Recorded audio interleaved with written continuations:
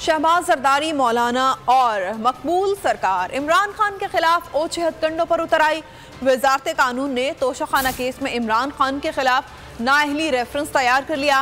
Reference speaker कौमी assembly राजा परवेज अशरफ के जरिए इलेक्शन कमीशन को भिजवाया जाएगा।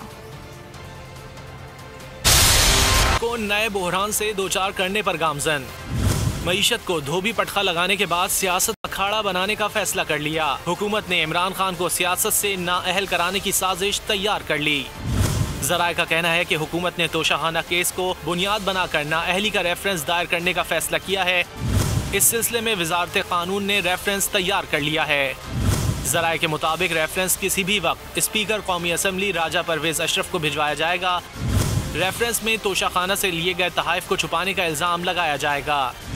स्पीकर ये रेफरेंस इलेक्शन कमीशन को भेजेगा। सब्सक्राइब करें और बेल दबाएं ताकि कोई खबर रह न जाए।